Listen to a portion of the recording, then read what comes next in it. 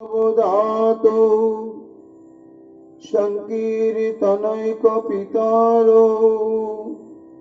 কমলায়তাক্ষ বিশ্বম্ভর দ্বিজবর যুগধর্মপাল বন্দে জগৎ প্রিয়কর করুণায় অবতার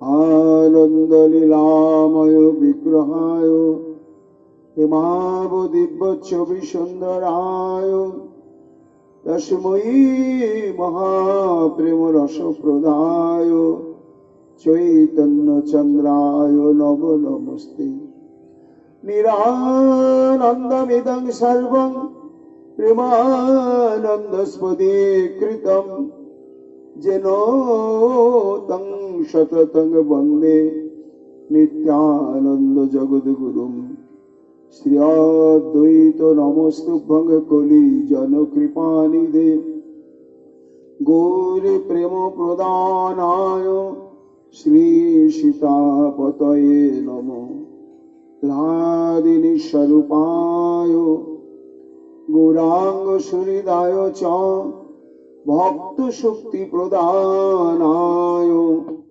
গদাধর নমস্তুতে প্রণমামি শ্রীবাসং তমাদং পণ্ডিতাং মুদা শ্রী গৌরাঙ্গ কৃপা পাত্রং কীর্তনানন্দ মানসম গৌরী প্রেম প্রদাবৈব সর্বত্র সমদর্শিনে নারায়ণ সুতায় চ শ্রীমন্নরোহরয়ে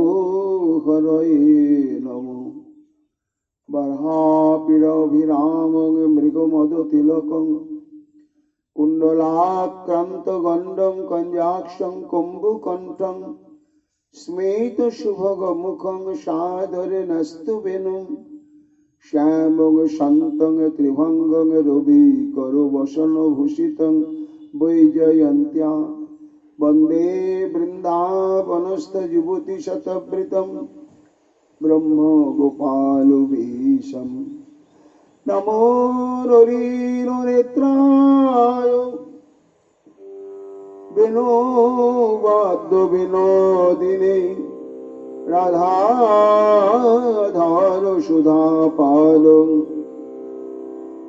শালিনে বনমালিনী হে কৃষ্ণ করুণা সিন্ধু দীনবন্ধ জগৎ পতে গোপেশ গোপিকা কান্ত রাধাকান্ত নমস্তুতে মুখং করতি বাচালং পঙ্গুং লঙ্ঘয়তে গিরিম যাতি কৃপাতমহং বন্দে পরমানন্দ মাধবম তপ্তো কাঞ্চন গৌরাঙ্গী রাধে বৃন্দাবনেশ্বরী বৃষভানুসুতে দেবী তং নমামি হরিপ্রিয়ে মহাভাব স্বরূপাতং কৃষ্ণ প্রিয়াবরিয়সী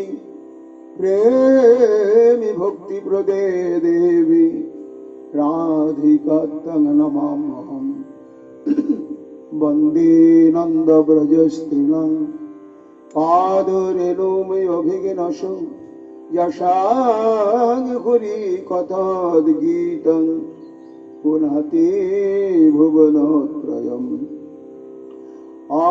আচতুর্বদন ব্রহ্মা দিবাহুরপলহরি অভালোলোচন শম্ভুর ভগবান বদরায়ণী জং প্রভয়ন্তমনুপেতমপেত কৃত্যম দ্বৈপায়ন বিরহ কাতর অজহাব পুত্রেতি তন্ময়া তয়া তর্বয়োভিনিদুস্তং সর্বভূত হৃদয় মণি মানতস্মি तमादिदेवं करुणानिधानम् तमालवर्णं श्रीतावतारम् अपारो संसारसमुद्रसितुं भजामहे श्रीभागवतस्वरूपम् श्रुतां श्रुतां नित्यं ज्ञोतां मुदा चिन्ततां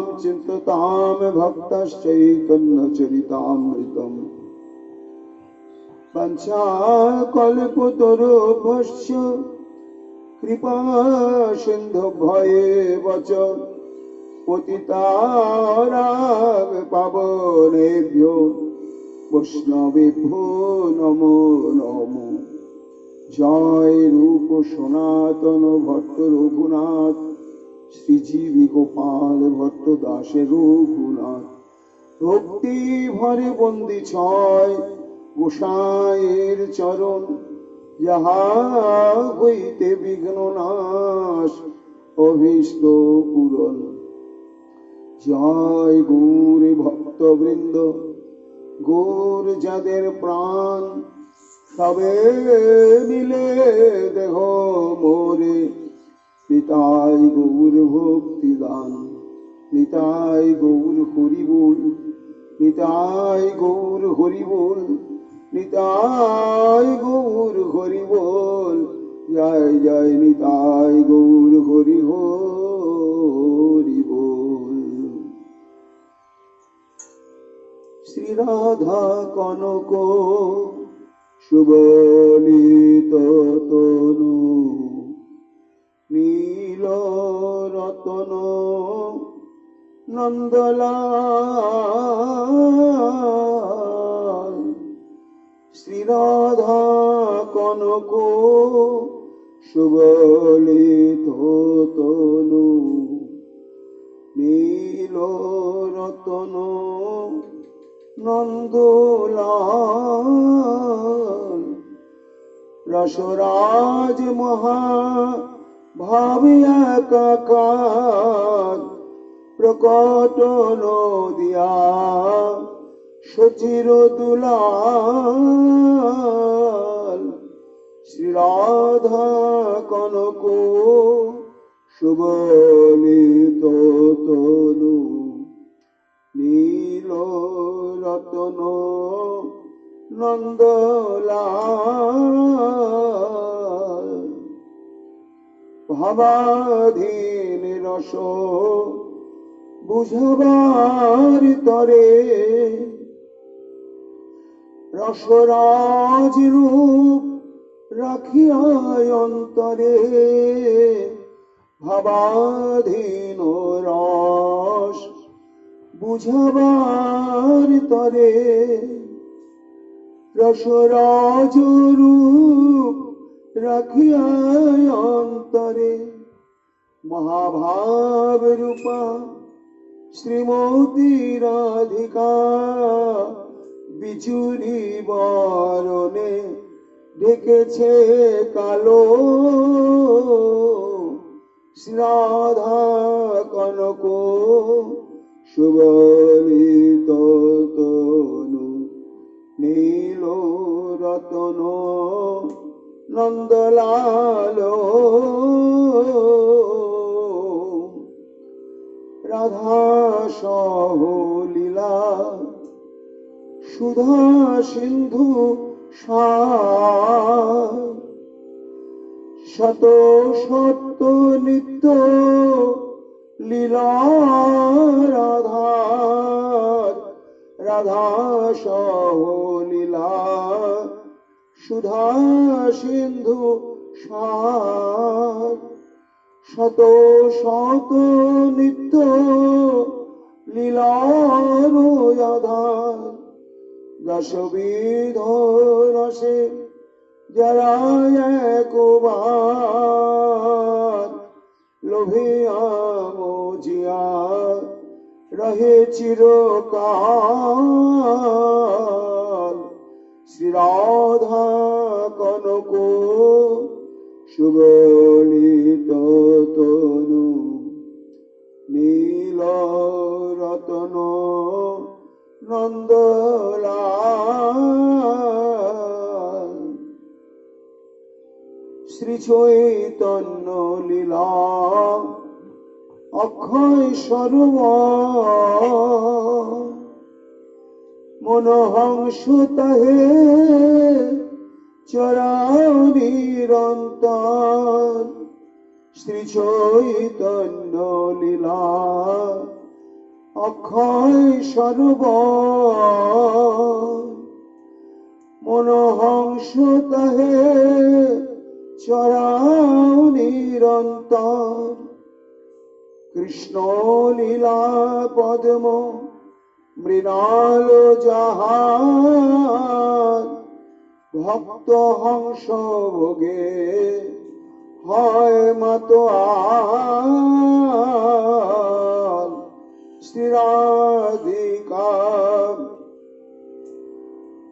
কনক সুবলিত তনু নীল রতন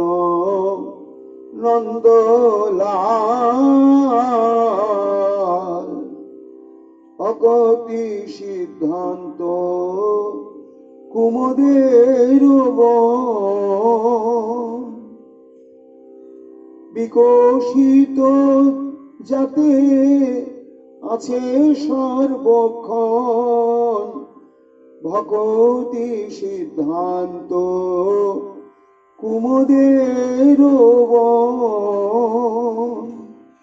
বিকশিত যাতে আছে সর্বক্ষণ ভক্ত হংস কোক মধুপের গণ আস্বাদিয়া মাতি রহে চিরকাল শ্রী রাধা কনক সুবলিত তনু নীল রতন নন্দলাল শ্রী রাধা কনক সুবলিত তনু গৌর লীলামৃত রসপান বিনে কৃষ্ণ লীলা স্বাদ দুর্বল জীবনে গৌর লীলামৃত রসপান বিনে কৃষ্ণ লীলা স্বাদ দুর্বল জীবনে মতিরহু সদা গৌর নাম গানে মতিরহু সদা গৌর নাম গানে প্রাণারাম ধাম গৌর গোপাল শ্রী রাধা কনক সুবলিত তনু নীল রতন নন্দলাল শ্রী রাধা কনক সুবলিত তনু।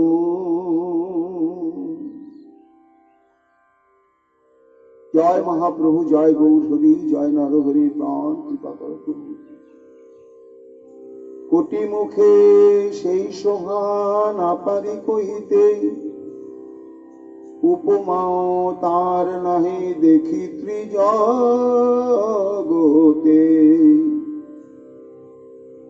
কলিযুগ পাবন অবতার নিখিল জন মানুষ সন্তাপহারী।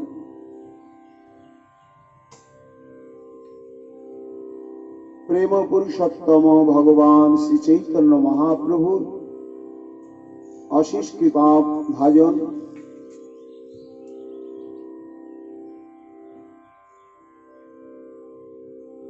মহর্ষি কৃষ্ণদ্বৈপায়ন বেদব্যাস অবতার পরম পূজ্যপাদ শ্রীল বৃন্দাবন দাস ঠাকুর তাঁর শ্রী শ্রী চৈতন্য ভাগবত গ্রন্থে আদি খণ্ডে অষ্টম অধ্যায়ে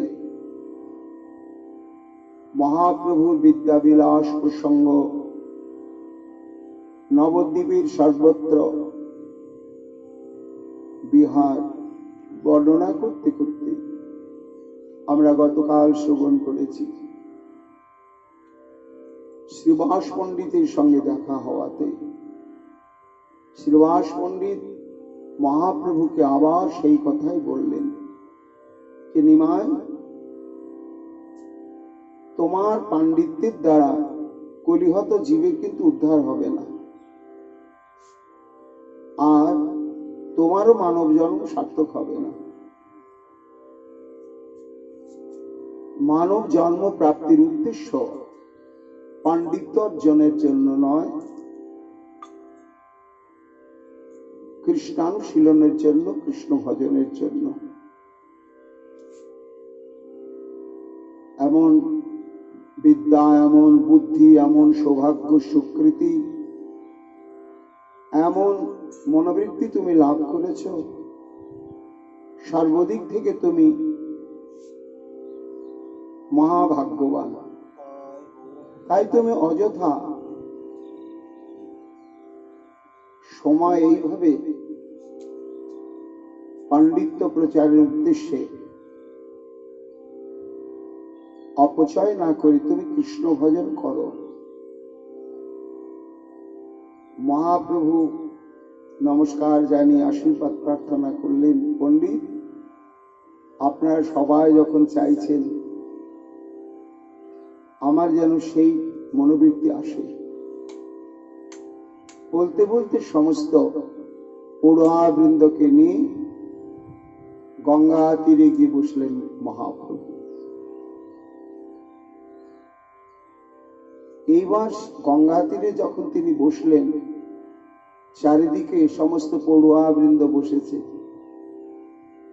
তা যিনি অনাদি অনন্ত কালেই নিখিল সৌন্দর্য মাধুর্য নিকেতন, জগতের ব্রহ্মাণ্ডের যত সৌন্দর্য মাধুর্য তার উৎসই তো একমাত্র তিনি।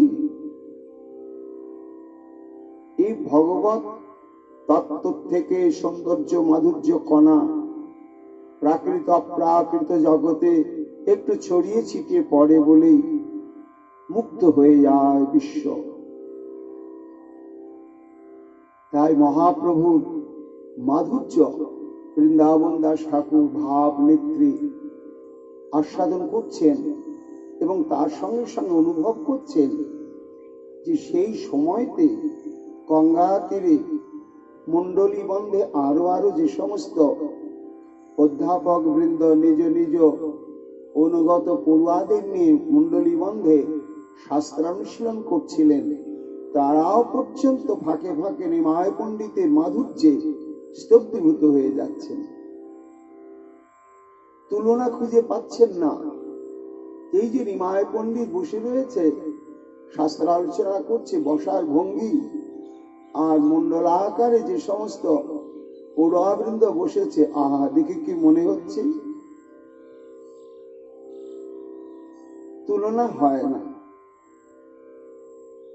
উপমাও তার নাহি দেখি ত্রিজগতে, আবার না দিয়েও তো আশা মিটে না।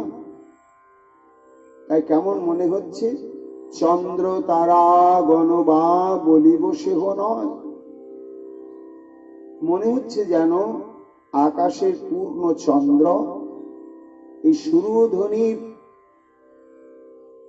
তীরভূমিতে যেন অবতরণ করেছেন, আর চারিদিকে যেন সমস্ত তারকাগণ, সমুজ্জ্বল তারকাগণ অবস্থান করছে। অর্থাৎ সমুজ্জ্বল তারকা বিস্তৃত পূর্ণ চন্দ্রকে দর্শন করলে যেমন মনে হয়, ঠিক মহাপ্রভুর আজকের এই সভাটি তদনুরূপ বলেই আবার বৃন্দাবন দাস ঠাকুর বলছেন, না না, তুলনা দিতে গেলাম কিন্তু হলো না। কেন হলো না? অনেক কারণ আছে। আকাশের চাঁদে কলঙ্ক আছে, আমার গৌর চাঁদে কলঙ্ক নাই।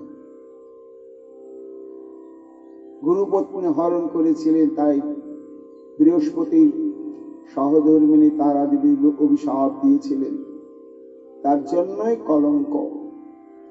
আর আমার গৌরচাঁদের কলঙ্ক নেই। গৌরচাঁদের কলঙ্ক নেই বলে জগতের যত কলঙ্কিত জীবন ওই গৌরচাঁদের চরণে শরণ গ্রহণ করলে তারা পুত পবিত্র মহাভাগবত উত্তম হয়ে যায়। কিন্তু গগনের কলঙ্কিত চন্দ্র কাউকে শুদ্ধ পবিত্র করে দিতে পারে না। গগনের চন্দ্র কেবলমাত্র বহির্জগতের অন্ধকার দূর করে দিতে পারে, কিন্তু শচীগর্ভ সিন্ধু মাঝে পূর্ণ শশধর আমার গৌরচাঁদ, আহা, কোটি জন্ম জন্মান্তরের প্রগাঢ় অজ্ঞানতার অন্ধকার পাপ তমরাশি সমস্ত কিছু মুহূর্তের মধ্যেই বিদূরিত করে দেয়।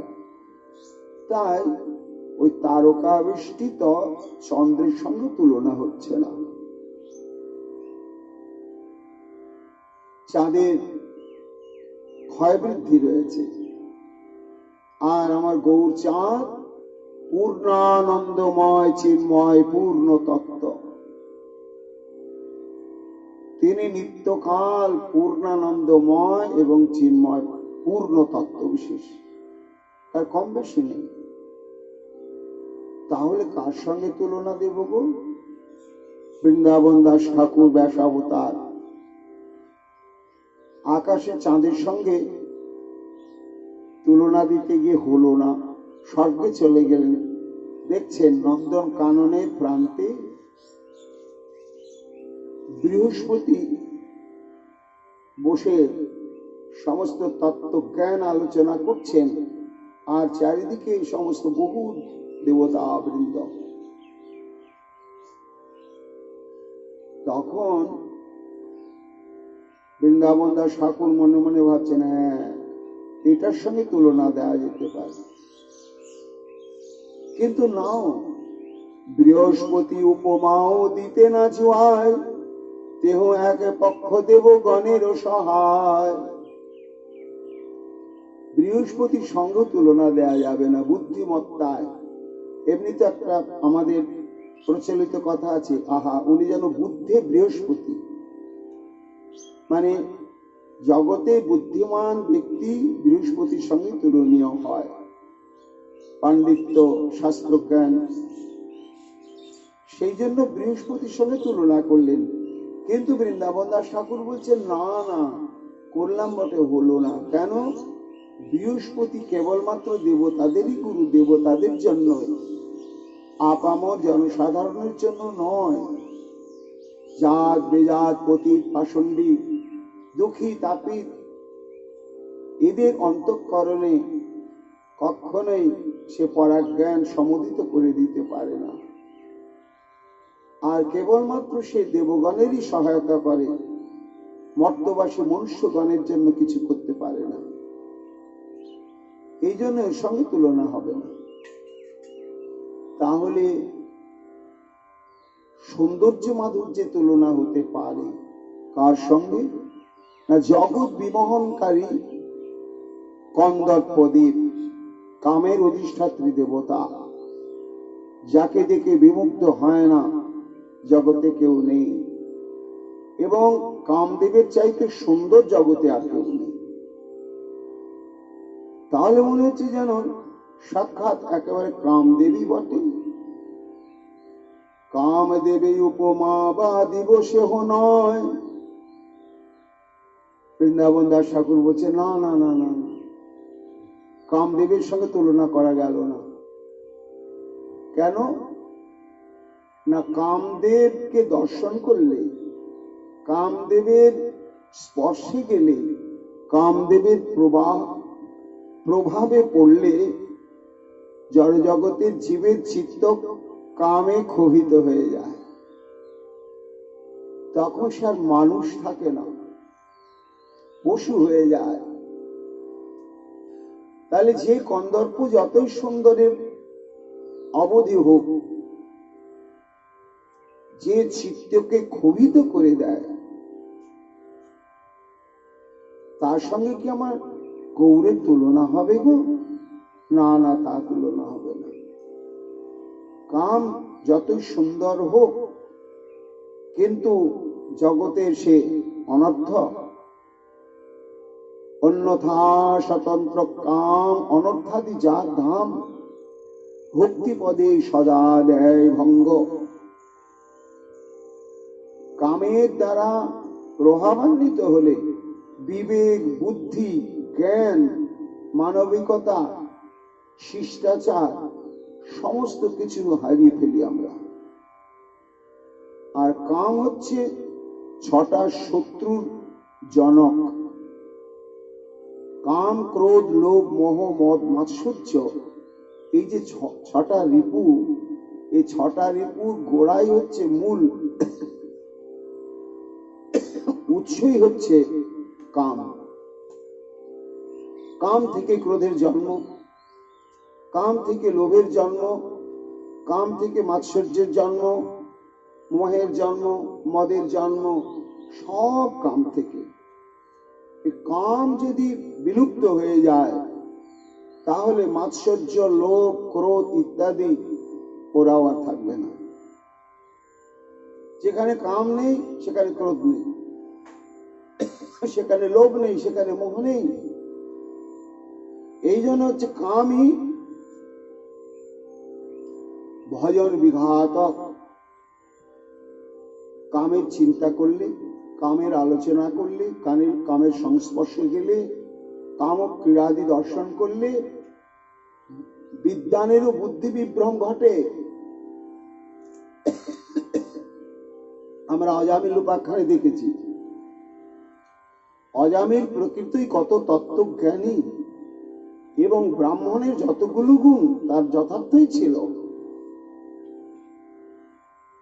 কিন্তু পিতার আদেশে অরণ্যে ওই সমস্ত যজ্ঞ সামগ্রী সংগ্রহ করতে গিয়ে সে বিবস্ত্র যুবক যুবতীর মৈথুন ক্রিয়া দর্শন করলে।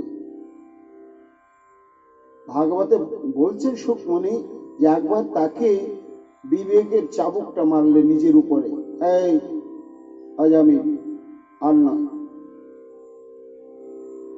কিছু তো কয়েক ধাপ গেল, আজ একটু দেখলে ক্ষতিটা কি। দ্বিতীয়বার আবার দেখলো, তৃতীয়বার যেই দেখলো শশাক। সুখমণি বলছেন যে তার জন্মাবধি যে সংযম, ব্রত, নিষ্ঠা, বেদ পাঠ সব ধুয়ে মুছে গেল। তা কাম এমন ভয়ঙ্কর বস্তু, যার জন্য কাম থেকে সাবধান হওয়ার জন্য শাস্ত্র ঘোষণা করেছেন, মাত্রা শস্ত্রা দুহিত্রা বা নাবিবিক্তা সনভাবে বলবান ইন্দ্রিয় গ্রাম বিদ্যাংসমপি কর্ষতি। মনুসংহিতাতে শ্লোকটি রয়েছে। আবার শ্রীমদ্ ভাগবতে নবম স্কন্ধে 19 অধ্যায় রয়েছে। মহারাজ যজাতি বলছেন যে কাম এমন একটি বস্তু, ও জ্ঞান, বিবেক, বুদ্ধিমান কাউকে মানে না। যার জন্য সাধু সাবধান, তুমি যদি হরি ভজনের ইচ্ছা করো, মনুষ্যত্বকে যদি তুমি উদ্বোধিত করতে চাও, তাহলে মাত্রা শস্ত্রা দুহিত্রা বা, পরনারী তো দূরের কথা, নিজের গর্ভধারিণী মা, নিজের ভগ্নী আর নিজের কন্যা নির্জনে গাঁঠাকাঠে কি এক আসনে বসবে না। কেন? বলবান ইন্দ্রিয় গ্রাম। এই ইন্দ্রিয়গুলো এমন ভয়ঙ্কর বিশ্বাসঘাতক, তুমি যতই ওকে চাবুক দিয়ে দিয়ে বশ করবার চেষ্টা করো, ওরা যে একটু ইন্ধন পাবে আর সঙ্গে সঙ্গে একেবারে সহস্র শিখায় প্রজ্বলিত হয়ে উঠবে কামানল দাও দাও করে। বিদ্যাংসমপি কর্ষতি। যারা বিবেকবান শাস্ত্রজ্ঞ তাদের চিত্তবৃত্তিকে পর্যন্ত শেষ করে দেয় এই কাম। তাহলে কাম মানুষকে ভগবত প্রাপ্তির পথে এগিয়ে দিতে পারে না। কি করে? নরকের দিকেই ঠেলে দেয়।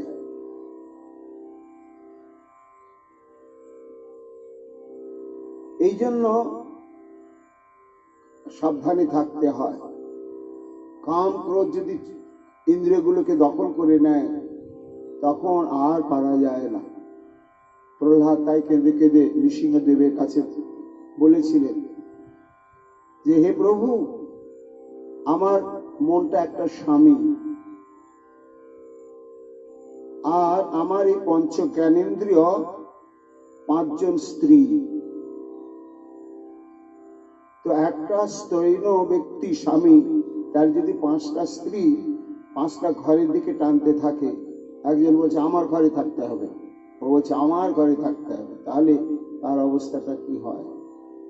তাই হে প্রভু, তুমি আমার সেই দশা, নয়ন বলছে জড় জগতে যত রাজসিক তামসিক আমি রূপ দেখবো, এই মন তুমি আমার সঙ্গে থাকো। কান বলছে তাই, নাসিকাও বলছে তাই, চর্ম তাই বলছে, জিহ্বাও তাই বলছে। তাই তুমি শক্তি দাও প্রভু, কৃপা করো যেন এদের প্রভাব থেকে আমি নিজেকে মুক্ত করতে পারি। তা মুক্ত কি করা যায়? না, যোগ সাধনার দ্বারা, কঠোর ত্যাগ বৈরাগ্যের দ্বারা এই কামকে দমন করা যায় না, একেবারেই যায় না। আবার কামকে দমন না করলে ভজন সাধনা তো হবে না। বৃন্দাবন দাস ঠাকুর সেইটাই বলছেন যে মহাপ্রভুকে দেখে সাক্ষাৎ কামদেব মনে হচ্ছে, কিন্তু না না না, কাম জীবকে নরকে ঠেলে দেয়, সে নরকে যায়, নিজের চিত্তকে সংশোধন তো করতেই পারে না। যোগ সাধনার দ্বারা হয় না, জ্ঞান সাধনার দ্বারা, তাহলে হবে কি করে কাম জয়? কামকে জয় না করলে তো হবে না। জানো না, এই চিন্তাটা তো স্বয়ং ভগবানের। দেখিয়া কন্দর্পের দর্প করিয়া বিচার, বৃন্দাবনে রাস লীলা কইলা পরচার।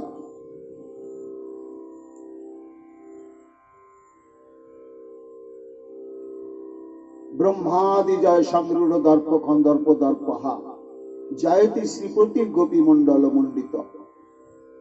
শ্রীধর স্বামীপাদ বলছেন, ব্রহ্মাদি জয় সংরূঢ় দর্প কন্দর্প দর্পহা। এই রাসলীলার টিকা লিখতে গিয়ে তখন উনি যখন মঙ্গলাচরণ করছেন, তখন সেই গোবিন্দের জয় ঘোষণা করছেন, যিনি কন্দর্পের দর্পকে নাশ করবার জন্য এই রাসলীলা প্রচার করলেন। রাসলীলা কি না, কাম ক্রীড়ার মতোই, সেখানেও নিবিড় আলিঙ্গন, চুম্বন ইত্যাদি সমস্ত কিছুই রয়েছে, কিন্তু কামের মতো কাম নয়। তাই যদি হতো তাহলে নিরন্তর রাসলীলা শ্রবণ কীর্তনের দ্বারা প্রাকৃত কাম চিরকালের জন্য বিদায় নিতে পারত না, বিদায় নেয়। এই জন্য বৃন্দাবন দাস ঠাকুর বলছেন, না না, কন্দর্পের সঙ্গে গৌর কিশোরের তুলনা দেয়া যাবে না। কেন না, কন্দর্প মানুষকে নরকের দিকে ঠেলে দেয়, আর আমার কোটি কন্দর্প বিনিন্দিত গৌর সুন্দর, তার দর্শন করলে, তার নাম স্মরণ করলে, কীর্তন করলে কি হয়? এ প্রভু জাগিলে চিত্ত সর্ববন্ধ ক্ষয়, পরম নির্মল সুপ্রসন্ন চিত্ত হয়। আমার মহাপ্রভুকে যদি কেউ অন্তরে জাগাতে পারে, তাহলে এও অপ্রাকৃত নবীন মদন্ত। এই কামকে যদি হৃদয়ে জাগানো যায়, সর্ববন্ধ ক্ষয়, কোটি জন্মের কর্মবন্ধন তার ছিন্ন হয়ে যায় এবং পরম নির্মল সুপ্রসন্ন চিত্ত হয়। তার চিত্ত অনাদিকালের জন্য সুপ্রসন্ন হয়ে যায়, আনন্দ সমুদ্রে ডুবে যায়। এই জন্যই সুখদেব গোস্বামী পাদ রাসলীলা বর্ণনা করলেন। করার পরে সন্দেহ হয়ে গেল যে যারা প্রকৃত তত্ত্বজ্ঞ সাধু তারা তো এই রাসলীলা শ্রবণ করে আস্বাদন করে কৃতার্থ হবেন, কিন্তু সাধারণ মানুষ তারা তো এই রাসলীলা শ্রবণ কীর্তন করতে করতে তারা তো এই প্রাকৃত কামের চিত্রাবলী অন্তরে জাগাবে। তখন তিনি রাসলীলার শেষে এর ফলশ্রুতি কীর্তন করলেন। প্রথমে শুরু করেছেন ভগবান ও পিতা রাত্রি শারদোৎফুল্ল মল্লিকা, ভগবান শব্দ দিয়ে, অর্থাৎ রাসলীলা বর্ণনের প্রারম্ভে তিনি জগৎবাসীকে শ্রোতৃমণ্ডলীকে সাবধান করলেন যে কৃষ্ণের রাসলীলা নয়, আমি ভগবানের রাসলীলার কথা বলছি। কৃষ্ণ মানে একটা নন্দ গোয়ালার ছেলে, এরকম কেউ ভাবতে পারো না। ভগবান ও পিতারা তিনি হচ্ছেন স্বয়ং ভগবান। এতে চাংশ কলা পুংস কৃষ্ণস্তু ভগবান স্বয়ং। এই ভগবৎ শব্দটি প্রয়োগ করে তিনি সচেতন করে দিলেন শ্রোতৃমণ্ডলীকে যে রাসলীলা তুমি শুনতে বসছ, সবসময় ধ্যান করতে থাকো, এটা স্বয়ং ভগবানের লীলা। এই লীলা শ্রবণ করতে করতে শেষে ফলশ্রুতি কীর্তন করছেন কি, বিক্রীড়িতং ব্রজবধূভির্দং চ বিষ্ণু শ্রদ্ধান্বিতয়নুশৃণুয়াদথ বর্ণয়েজ্জঃ ভক্তিং পরাং ভগবতী প্রতিলভ্য কামম হৃদরোগামস্যপহীনত্ব চিরেণ ধীরো। বিক্রীড়িতম, ক্রীড়া বললেন না, বিক্রীড়া। ক্রীড়া শব্দ হচ্ছে লীলা বা খেলা। এর বি উপসর্গ দেওয়া, তো এটা সাধারণ খেলা নয়, এটা বিশেষ। এই ব্রজবধূগণের সঙ্গে বিষ্ণু তত্ত্ব স্বয়ং ভগবানের যে অভিনব অপার্থিব চিন্ময় দিব্য লীলা বিলাস, এ যদি শ্রদ্ধান্বিত অনুশৃণুয়াৎ বর্ণয়েজ্জ অনুশৃণুয়াৎ, এর দুটি অনুবাদ বারবার শোনা। কারো জীবনে যদি কেউ কাম রিপুকে দমন করতে পারছে না, অথচ প্রয়োজন মনে করছে যে কাম রিপুকে দমন করার দরকার, তাহলে তার কর্তব্য কি অনুশৃণুয়াৎ, বারবার রাসলীলা শ্রবণ করতে হবে, আর নয় নিজে অধ্যয়ন করতে হবে। অনুশৃণুয়াৎ বারবার। আবার অনুশৃণুয়াৎ শব্দ হচ্ছে কি, মহাজন আনুগত্যে শুনতে হবে। তুমি যে রাসলীলা শুনতে যাবে, তাহলে তুমি কি সাধুসঙ্গ করেছ? ভগবানের লীলা তত্ত্ব, ভগবত তত্ত্ব, প্রেম তত্ত্ব, রসতত্ত্ব, এটা কি জেনেছ? এটা জেনে নাও সাধু সঙ্গত করে অনুগত হয়ে, তারপরে শ্রী গুরুদেবের পাদ পদ্মের অনুগত থেকে তুমি যদি শ্রবণ করো, আবার কিভাবে শ্রদ্ধান্বিত, শ্রদ্ধা সহকারে। শ্রদ্ধা মানে শ্রদ্ধা শব্দে বিশ্বাস কহে সুদৃঢ় নিশ্চয়, কৃষ্ণ ভক্তি কইলে সর্বকৃত হয়। শ্রদ্ধা হচ্ছে বিশ্বাস, না না দৃঢ় বিশ্বাস, না না সুদৃঢ় বিশ্বাস। একটা বস্তু তার অস্তিত্ব দৃশ্যমান হতে পারে বা দৃশ্যমান নাও হতে পারে, দেখা যাচ্ছে না, কিন্তু সেই বস্তুর যে অস্তিত্ব সেটা আমি অন্তর আত্মা দিয়ে ভীষণ ভাবে জানতে পারি, অনুভব করতে পারি। এই যে মানসিকতা, এটাকে বলা হয় বিশ্বাস, শ্রদ্ধা বা বিশ্বাস। এই বিশ্বাস থেকে শ্রদ্ধা আসে। ভগবানকে দেখতে পাচ্ছি না, তাই বলে যে ভগবান নেই, তার অস্তিত্ব নেই তা না, আমি মানি। এর নাম হচ্ছে সুদৃঢ় বিশ্বাস, ভগবান অভ্রান্ত সত্য আছেনই আছেন। এইরকম বিশ্বাস নিয়ে যারা সাধুগুরু বৈষ্ণবের আনুগত্যে এই রাসলীলা শ্রবণ অথবা কীর্তন করবেন, ভক্তিং পরাং প্রতিলভ্য কামম, তাদের আগেই শুদ্ধ প্রেম ভক্তি লাভ হবে। তারপরে হৃদরোগমাস্বপহীনত্ব চিরনধীর, আগে ভক্তি লাভ হবে, তারপর সঙ্গে সঙ্গেই এই যে কামকে সুকমণি বলেছেন হৃদরোগ।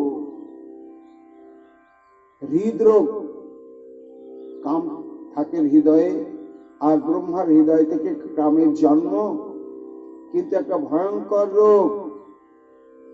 এই বর্তমান যে করোনা ভাইরাস তার চাইতে ভয়ঙ্কর।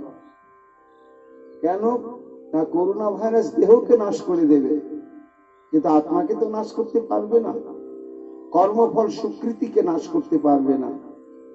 আর এই কাম রোগটা এমন বিঘাতক যে ও দেহকে তো নাশ করবেই, তার সঙ্গে সঙ্গে ও আত্মিক জীবনটাকেও বরবাদ করে দেবে।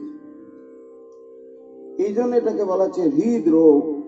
সুকমণি বলছেন, এই ভক্তগণ, এই গোবিন্দের অপ্রাকৃত চিন্ময় তাৎপর্যপূর্ণ এই বিলাসাত্মক রাসক্রীড়া যারা সাধু সঙ্গে শ্রবণ এবং কীর্তন করবেন শ্রদ্ধা ভক্তি বিশ্বাসের সঙ্গে, তারা প্রথমে শুদ্ধ প্রেম ভক্তি লাভ করবেন। আর যেটি যোগ সাধনার দ্বারা, কর্ম সাধনার দ্বারা, জড়ি বুটি শেকড় বাকড় খেয়েও যে কামকে কোনোদিনই চিরকাল বিদায় দেওয়া যায় না, সে কামটি তাড়াতে হবে না। কাম নিজের থেকেই হরি বল বিদায় নিয়ে গিয়ে তার জীবনটাকে পবিত্র করে নিষ্কাম করে দেবে। এই হচ্ছে রাসলীলা শ্রবণ কীর্তনের ফল। আর সেই রাস ক্রীড়ার মূর্তিমন্ত বিগ্রহ হচ্ছেন শ্রী চৈতন্য মহাপ্রভু। রাসলীলা, হ্যাঁ, রাসলীলা মানে নৃত্য। রাধা কৃষ্ণ একসঙ্গে নৃত্য করছেন, আলাদা কেউ নেই। গৌর বিগ্রহ তাই সম্ভোগময় মূর্তি। এখানে রাধা এবং কৃষ্ণ শুধু মিশে গিয়ে এক হয়েছেন তা নয়, তারা নিরন্তর প্রতি ক্ষণে ক্ষণে সম্ভোগময় অবস্থায় অবস্থান করছে। এটি অনুভব করে বৃন্দাবন দাস ঠাকুর সেই কথাই বলছেন যে, দেখো, কামের সঙ্গে তুলনা দিব, কাম জীবকে ধ্বংসের পথে নিয়ে যায়। আর আমার গৌরকে যদি হৃদয়ে কেউ জাগাতে পারে, তার কর্মবন্ধন নাশ হয়ে গিয়ে কৃষ্ণ প্রেমানন্দ সম্পদ প্রাপ্ত হয়ে তার জীবন ধন্য হয়ে যায়।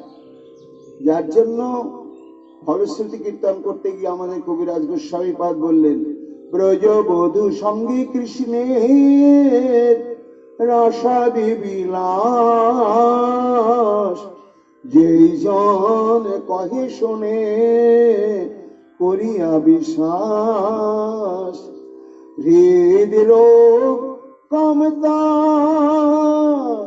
তৎকালে হয় ক্ষয়, 3 গুণ ক্ষোভ নহে মহাধীর হয়। 3 গুণ ক্ষোভ নয়, 3 গুণ সত্য রজতম, এই ত্রিগুণাত্মিকা সংসার, আকাশ বাতাস পরিবেশ, মানুষ পশু বৃক্ষলতা গুল্ম সব কিন্তু এই সত্য রজতম এই 3টি গুণের দ্বারা আবৃত হয়ে চলছে। যার জন্য অর্জুনকে ভগবান বললেন, নিস্ত্রৈগুণ্য ভবার্জুন, হে অর্জুন, তুমি যদি আমার এই পরাজ্ঞান লাভ করতে চাও, তাহলে তুমি ত্রিগুণেরও অতীতে চলে যাও। অর্জুন প্রশ্ন করেছিলেন, সখা এই সত্যগুণটা তো ভালো, মানুষ যখন সত্যগুণে প্রতিষ্ঠিত থাকে তখন সত্য বলে, সদ আচরণ করে, নিজে ক্ষতিগ্রস্ত হলেও কখনো অসৎ কর্ম করে না, অসৎ বাক্য বলে না। তাহলে এই যে সত্যগুণ, এটাকেও বাদ দিতে বলছি তুমি? হ্যাঁ। কেন না, এটা তো মায়ার তিনটি গুণ, সত্য রজ তম। তা সত্য যতই শুদ্ধ হোক, কিন্তু এটা তো মায়ার গুণ, এতে মায়ার গন্ধ আছে, প্রভাব আছে, এটি স্থিতি লাভ করবে না। মহাজন এই তিনটি গুণের একটা দৃষ্টান্ত দিয়েছেন। একজন পথিক পথ দিয়ে চলেছেন, তার কাছে কিছু অর্থবিত্ত ছিল, সে জানতো না যে এই পথটাতে বাটপার থাকে বা দস্যু থাকে। পথটা কিছু দূর বনের মধ্য দিয়ে গিয়েছে, আরো নিশ্চিন্ত মনেই যাচ্ছে, আর বনে তো ছিল দস্যু তিনজন, ওকে একবার ধরে ফেলেছে। ভয়ঙ্কর দৃশ্য, ধরে ওর যথাসর্বস্ব সব লুণ্ঠন করে নিয়ে এখন একজন বলছে, এতে এখন চলে যাবে, কে যদি জানিয়ে দেন কেটে ফেলি। তখন একেবারে ধারালো তরোয়াল তুলেছে, কেটেই দেবে। আর একজন দস্যু বলছে, দেখ ওর তো সব নিয়েই ফেললাম, ওকে কেটে দিয়ে কি লাভ, চল গাছের সঙ্গে বেঁধে রেখে চলে যাই। তখন ওকে গাছের সঙ্গে বাঁধছে। এবার তৃতীয় জন বলছে, এই শোন, কেটেও লাভ নাই ভাই, ও গাছে বেঁধেও লাভ নাই, আমাদের লাভটা আমরা 16 আনা পেয়ে গিয়েছি, কাজে ওকে দুমদাম কিছু প্রহার করে দি, তাড়িয়ে চল আমরা আমাদের বেলায় চলে যাই।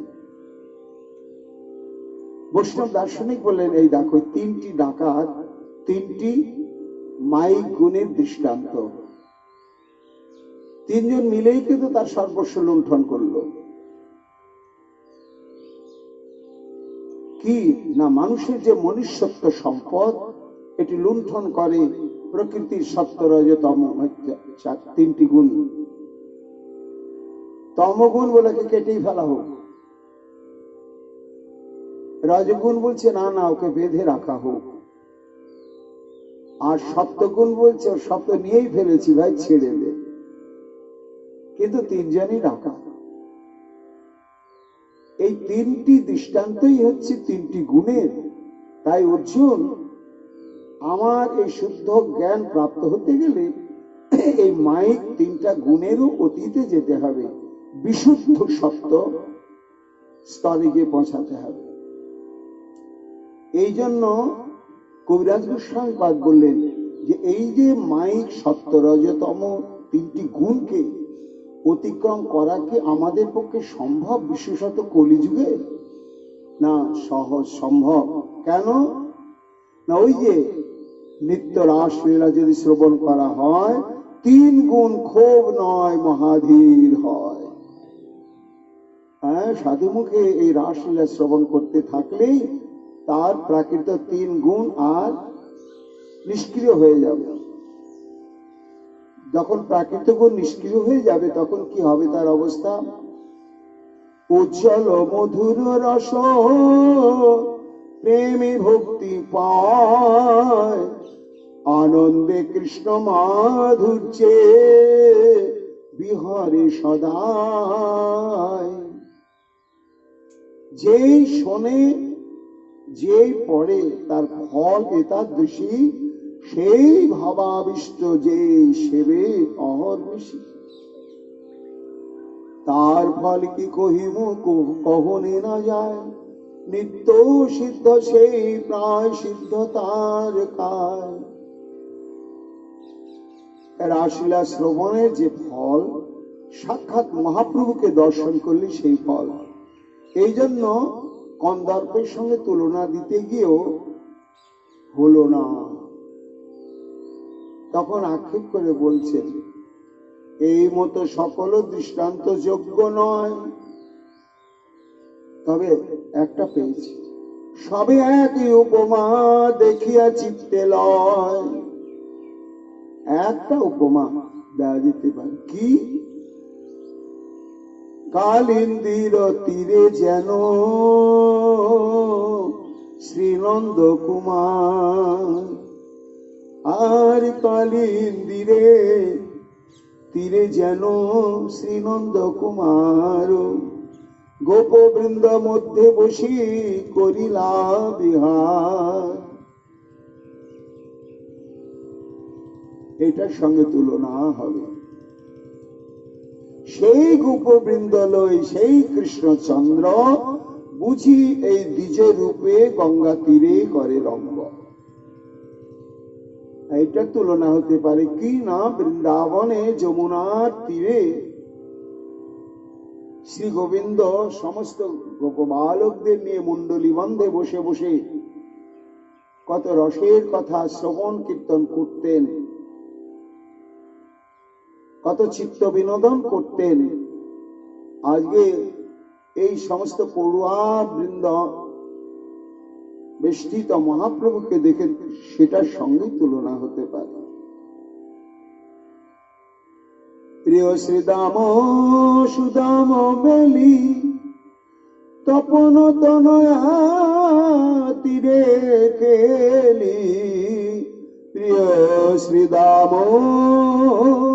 সুদাম বেলি তপন তনয়া তীরে খেলি, ধবলি শ্যামলি আউরি আউরি পুকারি চলো তো কানরি।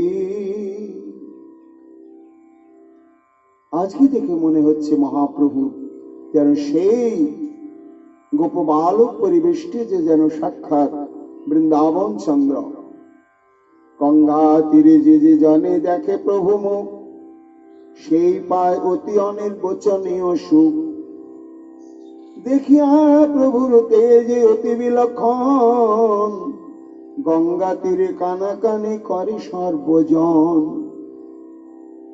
বৃন্দাবন দাস ঠাকুর বলছেন, গঙ্গা তীরে আর যারা গিয়ে অধ্যাপক বৃন্দ বসেছেন আপন আপন ছাত্রদের নিয়ে, তারা শাস্ত্র আলোচনা করবেন কি? তাদের মন কান আর নয়ন বারবার ছুটে যাচ্ছে মহাপ্রভু যেদিকে আছে ওইদিকে। তাদের আপন আপন শিষ্যবর্গের সঙ্গে শাস্ত্রে আলোচনা করতে করতে ওইদিকে চলে যাচ্ছে। আর যত তাকাচ্ছেন ততই সুখে মনটা ভরে যাচ্ছে। আর দেখছেন নিমাই পণ্ডিতের শরীর থেকে অদ্ভুত তেজ বেরোচ্ছে, জ্যোতি বেরোচ্ছে। একজন ফিস ফিস করে দেখে বলছে, দেখ দেখ এরকম না, দেখ নিমাই পণ্ডিতের গা থেকে জ্যোতি বেরোচ্ছে না, এই বলতো। ও আবার দেখুন, হ্যাঁ ঠিক তো। তাই গঙ্গা তীরে কানাকানি করে সর্বজন। কানাকানি কি কানাকানি করছে? কেহ বলে এত তেজ মানুষের নয়। নিমাই পণ্ডিত মানুষ না। মানুষ হলে কি তার শরীর থেকে এমনি করে জ্যোতি বেরোয়, আলো বেরোয়? বৃন্দাবন দাস ঠাকুর বলছেন, ভক্তগণ এরা তো জানে না কাকে দর্শন করছেন আর কার অঙ্গজ্যোতি নিয়ে আলোচনা করছেন। হ্যাঁ, যার 6টা জ্যোতির কথা নিজেই ব্যক্ত করলেন অর্জুনের কাছে। যদাদিত্য গতং তেজ জগৎ ভাষয়তে অখিলম, যচ্চন্দ্রমসি যচ্চাগ্নো তত্তেজ বিদ্ধি মামকম। পুরুষোত্তম যোগে অর্জুন, এই অনন্তকোটি ব্রহ্মাণ্ডে যত চন্দ্র, সূর্য, নক্ষত্র, অগ্নি দেখছ, এদের যে জ্যোতি, এদের যে শিখা, এদের যে আলো কারো নিজস্ব নয়, কারো নিজস্ব নয়। তবে কার? তত্তেজ বিদ্ধি মামকম, সমস্ত জ্যোতি এবং আলোর উৎস আমাকেই জানবে। আমার জ্যোতিতে জ্যোতিষ্মান হয়ে চন্দ্র সূর্য আলো প্রদান করে, অগ্নি তাপ দেয়, নক্ষত্র আলো বিস্তার করে, কিন্তু মূল উৎস হচ্ছে আমি। তো যার আলোতে জগৎ আলো, সেই তত্ত্বই তো আমার গৌর সুন্দর। কাজে তার অঙ্গজ্যোতি দেখে বিস্মিত তো হতেই হবে, এবং এই বিষয়টা ততক্ষণই থাকবে যতক্ষণ গৌর তত্ত্বকে সম্যক জানতে না পারবে। যখন জানবে হ্যাঁ তিনি সেই কৃষ্ণ, তাহলে তো জ্যোতি থাকবেই থাকবে। কেহ বলে এত তেজ মানুষেরও নয়, কেহ বলে এ ব্রাহ্মণ বিষ্ণু অংশ হয়। আবার কোন কোন অধ্যাপক বলছেন এ ব্রাহ্মণ বিষ্ণুর অংশ। বৃন্দাবন দাস ঠাকুর বলেন এই দেখো, এই বিষ্ণুর অংশ বলতে গিয়ে আসল কথাটা বলেই দিলেন। এ ব্রাহ্মণ বিষ্ণু অংশ মানে স্বয়ং সে বিষ্ণু ভগবানের এই অংশ। হ্যাঁ অংশ, তাকে যে যেমন ভাববে সে তেমনি, কিন্তু আসল কি না হচ্ছে বিষ্ণুই এর অংশ। এতে চাংশ কলাপুংস কৃষ্ণস্তু ভগবান স্বয়ং ইন্দ্রাণী ব্যাকুলং লোকং মৃড়য়ন্তে যুগে যুগে। শাস্ত্র কি বললেন? য অন্তর্যামী পুরুষ স ইতি অশ্ব অংশ বিভব। এই যে জীবের অন্তরে অন্তর্চারী রূপে যে আত্মা রয়েছে পরমাত্মা, জীবাত্মার সঙ্গে সংযুক্ত আর একটি আত্মা আছে পরমাত্মা। ইনি বিষ্ণু তত্ত্ব, ইনি ভগবানের অংশের অংশের অংশের অংশ। কাজে সেই দৃষ্টিভঙ্গি নিয়ে জীব মাত্রের ভেতরেই তো ভগবান রয়েছেন, ভগবানের অংশরূপী বিষ্ণু রয়েছেন। আবার এই অংশরূপী বিষ্ণুই হচ্ছেন এই ব্রাহ্মণেরই অংশ, অর্থাৎ এতে চাংশ কলা পুংস কৃষ্ণস্থ ভগবান স্বয়ং এরই অংশ। এতে কলা অংশ বললেন সুত গোস্বামী পাদ। যে যত যত অবতার বৃন্দ, সমস্ত অবতার বৃন্দ শ্রীকৃষ্ণেরই কেউ অংশ, কেউ কলা ইত্যাদি ইত্যাদি। কেহ বলে বিপ্র রাজা হইবে কে গৌরে, সেই এই বুঝি এই কথন না নরে। কেউ কি বলছে যাই বলো তাই বলো, ওর মধ্যে আমি রাজ চক্রবর্তী লক্ষণ দেখতে পাচ্ছি। ও একদিন না একদিন এই গৌর মণ্ডলের রাজা হবেই হবে, শাসক হবেই, নৃপতি হবেই। ওর মধ্যে এই লক্ষণগুলো দেখা যাচ্ছে। হ্যাঁ দেখা যায়। এরকম একটা প্রবাদ রয়েছে, ব্রহ্মাধিকারী সুবুদ্ধি রায়, নদিয়া জেলা। তার গরু চালানোর একটা রাখাল ছিল, অনাথ একটা মুসলমানের ছেলে, বাপ মা কেউ ছিল না। সুবুদ্ধি রায় বলেছে তুই আমার গরু চড়াবে থাকবি। তা নিজের পুত্রের মতন তাকে পালন করতেন। তা মাঠে যায় হোসেন গরু চড়াতে গিয়েছে, দৈবক্রমে ঘোড়ায় চেপে ফিরছে সুবুদ্ধি রায়। তা যখন ফিরছে তখন রাস্তার ধারে একটা মাঠের মধ্যে বিস্তৃত একটা গাছ, গাছের কাছে হোসেন শয়ন করে রয়েছে, গরু টরু ছেড়ে দিয়েছে, শুয়ে আছে, ঘুমিয়ে পড়ে আছে। আর একটা সাপ মাথার উপরে ছায়া করে ফনা তুলে বসে আছে। তো সুবুদ্ধি রায় শাস্ত্রজ্ঞ ছিলেন, ওটা অনেকক্ষণ দাঁড়িয়ে দাঁড়িয়ে তাকে দেখলেন,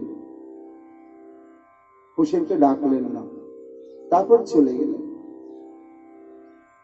দুদিন বাদে হোসেনকে বলছে, হোসেন তুই যদি কোনোদিন বাদশাহ হয়ে যাস, আমাকে সেদিন তো ভুল বুঝবি না,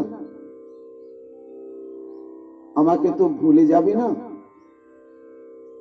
হোসেন বলছেন, কি বলেন বাবা ঠাকুর, আমি একে মূর্খ, আর তাতে আপনার আমি রাখালিপনা করি, আমি আবার বাদশাহ হব। হোসেন তো জানতো না, কিন্তু শাস্ত্র বলছে ওটা হচ্ছে অনন্তদেব।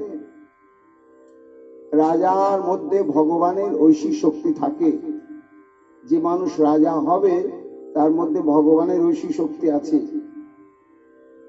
তাই রোদ্দুর পড়েছে, অনন্তদেব তাকে ছায়া দিচ্ছে তার কর্তব্য বোধে। এটা লক্ষণ। সেই লক্ষণ দেখেই বুঝেছিলেন সুবুদ্ধি রায় যে একদিন সে বাদশাহ হবে, আর হলেনও তাই। সমগ্র গৌরবঙ্গ তার শাসনাধীনে এসে গেল। ভগবান একটা রাখালকে যে বাদশাহ করবেন, এতে বিচিত্র হওয়ার কিছু নেই। এইরকম কারো কারো রাজ সিংহাসনে বসার কোনো লক্ষণ বা স্বীকৃতি চিহ্ন থাকে। তাই কোনো কোনো অধ্যাপক দেখে বলছে, এই দেখো রাজ চক্রবর্তী চিহ্ন দেখিয়ে সকল এই মতো বলে যার যত বুদ্ধি বল। মহাপ্রভু তো পড়ুয়াদের নিয়ে নিজের আনন্দেই শাস্ত্র আলোচনা করে চলেছেন, আর এরা নিজের নিজের গোষ্ঠী নিয়ে শাস্ত্র আলোচনা করবেন কি? এদের শাস্ত্র আলোচনার বিষয়বস্তুই মহাপ্রভুকে নিয়ে। অধ্যাপক প্রতি সব কটাক্ষ করিয়া ব্যাখ্যা করে প্রভু গঙ্গা সমীপে বসিয়া। এইবার মহাপ্রভু কি করছেন সেই প্রসঙ্গে বলছেন বৃন্দাবন দাস ঠাকুর, যে গৌরহরিকে নিয়ে দর্শনকারীদের এত এত ভাবনা, চিন্তা, তুলনা, মন্তব্য, আর সেই গৌরহরি ওই শাস্ত্র আলোচনার মধ্যেই নিজের বিদ্যাবত্তার প্রতিষ্ঠা স্থাপন ব্যাখ্যা করে প্রভু গঙ্গা সমীপে। কি ব্যাখ্যা করেন? হয় ব্যাখ্যা নয় করে, নয় করে হয়, সকল খন্ডিয়া শেষে সকল স্থাপয়। প্রভু বলে, তাই আমি যে বলি পণ্ডিত, একবার ব্যাখ্যা করে আমার সহিত। এই নবদ্বীপে আমি তাকে পণ্ডিত বলবো যে একবার আমার সঙ্গে সে একটু ব্যাখ্যা করে যা। সেই ব্যাখ্যা করিয়া আর বাদ আমা প্রভু দিবে হেন শক্তি আছে কার। এই মতো ঈশ্বর ব্যঞ্জন অহংকার সর্বগর্ব চূর্ণ হয় শুনিয়া সবার। যত যত এরকম প্রতিভাবান মহাবিদ্যান অধ্যাপক বৃন্দ ছিল, তাদের একটা আত্মবিশ্বাস ছিল যে আমরা অদ্বিতীয় পণ্ডিত। কিন্তু মহাপ্রভুকে দেখে আর তার বিদগ্ধের লক্ষণ আদি দেখে সবার অহংকার শেষ। কতবা প্রভুর শিষ্য তারে অন্ত নাই, কতবা মণ্ডলী হই পড়ে ঠাঁই ঠাঁই। প্রতিদিন 10-20 ব্রাহ্মণ কুমার আসিয়া প্রভুর পায় করে নমস্কার। পণ্ডিত আমরাও পরিবাও তোমার স্থানে, কিছু জানি হেন কৃপা করিবে আপনি। যারা অন্যান্য অধ্যাপকের কাছে পড়াশোনা করেছেন তারাও সবাই এসে মহাপ্রভু শরণাগত, যে প্রভু আমরা তোমার কাছে বাকি অধ্যয়নের বিষয়বস্তুটি অধ্যয়ন করে সমাপ্ত করব। ভালো ভালো হাসি প্রভু বলেন বচন, এই মতো প্রতিদিন বাড়ে শিষ্যগণ। গঙ্গা তীরে শিষ্য সঙ্গে মণ্ডলী করিয়া বৈকুণ্ঠের চূড়ামণি আছেন বসিয়া।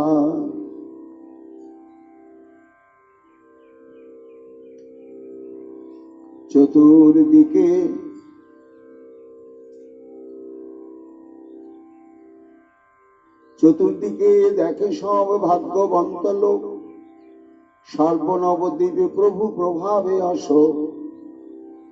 বর্ণনা করছেন লীলা দর্শন করতে করতেই তো মহাভাগ্যবান বৃন্দাবন দাস তিনি বলছেন, হে জগৎ এই দেখো আজকে নবদ্বীপবাসীর কত সৌভাগ্য, আমরা যে মহাপ্রভুকে অনুভব করবার জন্য নিত্য জপ ধ্যান স্মরণ মনন যার যেমন ক্ষমতা প্রচেষ্টা চালিয়ে যাচ্ছি, তবু মনে হচ্ছে না যে এক জন্মের সাধনায় আমরা মহাপ্রভুকে সাক্ষাৎ অনুভব করতে পারব। এমন যে দুর্লভ দুঃসাধ্য ধন গৌর সুন্দর, আজকে নবদ্বীপবাসী তারা কত সৌভাগ্যের অধিকারী। বিনা ভজন জপ ত্যাগ তপ ব্যতিরেকে তারা যথাবস্থিত ভাবে প্রাণ ভরে দর্শন করছেন। এই যে তাদের মহাভাগ্য, শুধু ভাগ্য নয়,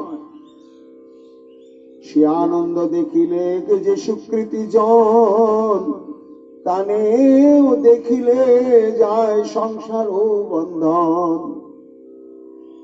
বৃন্দাবন দাস ঠাকুর সম্মুখ উপলব্ধি করছেন যে যারা এইভাবে সরাসরি মহাপ্রভুকে দর্শন করবার সৌভাগ্য প্রাপ্ত হয়েছিলেন বা তার সঙ্গে বাক্যালাপ করার সৌভাগ্য প্রাপ্ত হয়েছিলেন, এই রকম যদি কোনো ভাগ্যবান নবদ্বীপবাসীকে অন্য কেউ যদি দর্শন করেন কখনো, তিনি যদি সারা জীবন গৌরকে দর্শন নাও পান, তাহলে গৌর দেখা নবদ্বীপবাসীকে দর্শন করার সঙ্গে সঙ্গে তার স্বীকৃতির দ্বার খুলে গিয়ে সে তার হৃদয়ের মধ্যে প্রত্যক্ষ ভাবে মহাপ্রভুকে দর্শন পাবেনই পাবেনই পাবেন।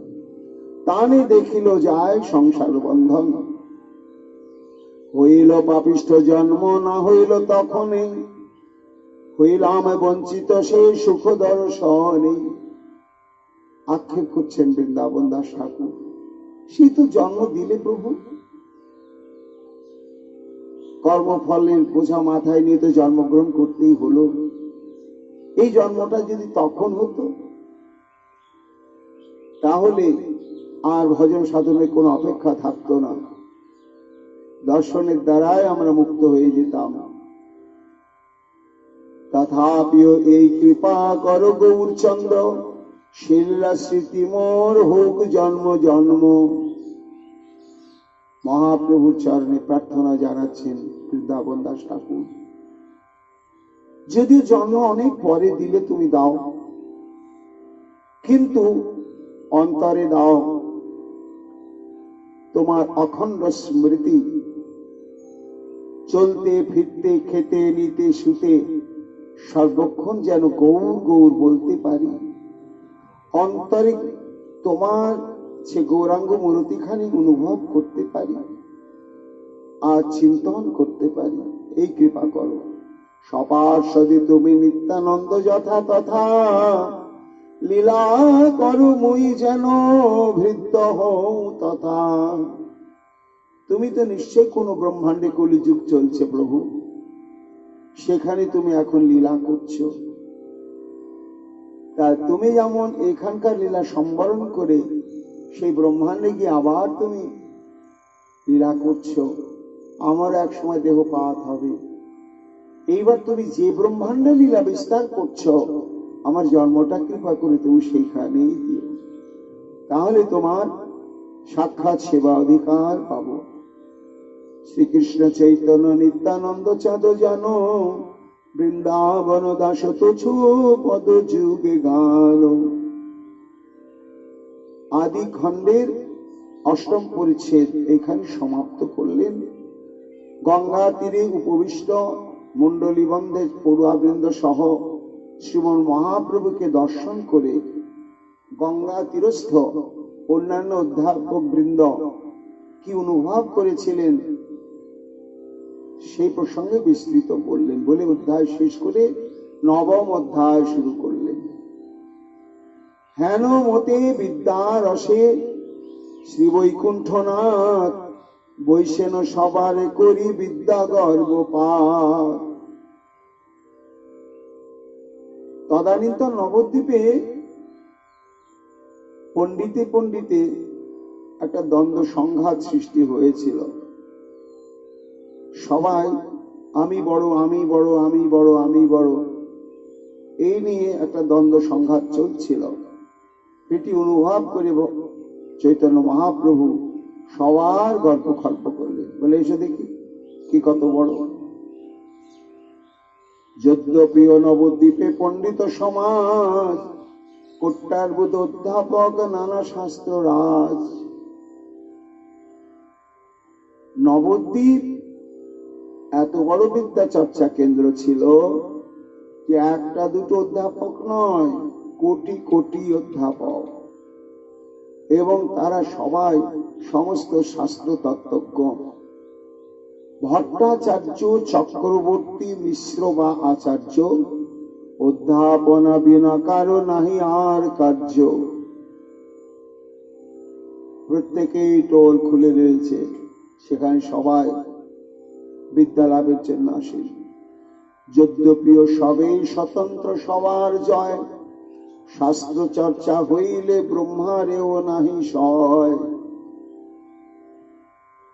যদিও আপন আপন জ্ঞানে, বিদ্যায়, অভিজ্ঞতায়, শাস্ত্র জ্ঞানে সবাই শ্রেষ্ঠ, কিন্তু যখন বিচার বসে তখন বিচারের স্বার্থে, তর্কের স্বার্থে, তখন জ্যেষ্ঠ কনিষ্ঠ, কে নবীন কে প্রবীণ এই বোধ থাকে না, তখন তর্কযুদ্ধে অবতীর্ণ হতেই হয়। তথাপিও হেন জন নাহি প্রভু প্রতি, দ্বিরুক্তি করিতে কারো নাহি শক্তি ক্ষতি। এইভাবে যে মহাপ্রভুর কাছে সবাই পরাজয় স্বীকার করে, করলেও কিন্তু মহাপ্রভুর প্রতি কারো ঈর্ষা, মাৎসর্য ইত্যাদি ভাব জাগে না। হেন সে ধাধ্যস জন্মে প্রভুরে দেখিয়া, সবে যায়ন একদিকে নম্র হইয়া। কি বয়োজ্যেষ্ঠ বা জ্ঞানে জ্যেষ্ঠ, তারাও নিমায় কনিষ্ঠ নিমায়কে দেখলেও ভেতরটা একটু সম্ভ্রম বোধ, নিমায় পণ্ডিত। সরাসরি না হলো মনে মনে তার বিদ্যা বৈদিককে প্রণাম করে সম্ভ্রমে তারা অন্য দিক দিয়ে চলে যায়। যদি বা কাহারে প্রভু করেন সম্ভাস, সেই জন হয় যেন অতি বড় দাস।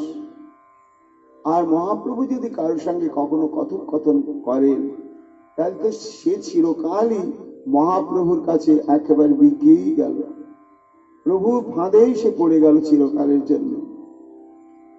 প্রভুর পাণ্ডিত্য বুদ্ধি শিশুকাল হইতে, সবাই জানেন গঙ্গা তীরে ভালো মতে। কোন রূপে কেহ প্রভু দিতে নাহি পারে, ইহাও সবার চিত্তে জাগে অন্তরে। প্রভু দেখি স্বভাবে জন্মে সাধ্যস, অতএব প্রভু দেখি সবে হয় বশ। তথাপিও হেন তান মায়ারও বড়ায়, বুঝিবারে পারে তানে হেন জন নাই। ওই যে নাহং প্রকাশ সর্বত্র যোগমায়া সমাবৃত, নিজেই বললেন অর্জুনকে কিনা। তাই বৃন্দাবন দাস ঠাকুর বলছেন যে মহাপ্রভু যে এত কিছু তার ভিতরে অলৌকিক ভাব অনুভব করছেন নবদ্বীপবাসী, কিন্তু কেউ সম্যক রূপে অনুভব করতে পারছেন না যে ইনি সেই পূর্ণ ব্রহ্ম সনাতন সাক্ষাৎ স্বয়ং ভগবান শ্রীকৃষ্ণ।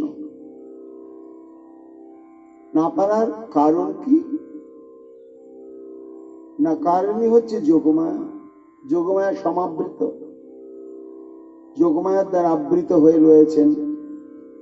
তাই যোগমায়া যতক্ষণ পর্যন্ত অনাবৃত করে না দেবেন ততক্ষণ পর্যন্ত সে তাকে কেউ জানবে না। এক, দ্বিতীয় কথা হচ্ছে তিনি যতক্ষণ নিজের স্বরূপ কারো প্রতি কৃপা পূর্বক উদ্ঘাটন করে অনুভব না করাবেন ততক্ষণ পর্যন্ত কেউ জানতে পারবে না, দেখলেও চিনতে পারবে না, পারা যায় না। ঈশ্বরের কৃপালেশ হয়তো যাহারে সেই সে ঈশ্বর তত্ত্ব জানিবারে পারে। দেহ যদি না করেন আপনা বিদিত, তবে তানে কেহ নাহি জানে কদাচিত। কেন জানতে পারছে না? এত এত কিছু দেখছে, শরীরের জ্যোতি দেখলো, রাজ চিহ্নাদি দেখলো, আরো কত কি অলৌকিক কিছু দেখছে, তবু তারা সাক্ষাৎ ভগবান বলে কেন মেনে নিতে পারছে না? না, ভগবানের কৃপা যতক্ষণ না হবে ততক্ষণ পারা যাবে না, ওইখানে একটু অপেক্ষা। তাহলে ভগবান কৃপা করে নিজের স্বরূপ যাকে অনুভব করান তিনি একমাত্র অনুভব করতে পারেন। হ্যাঁ, এটা তো শাস্ত্রে আমরা দেখেছি, প্রত্যেক দিনই পড়ি গীতা।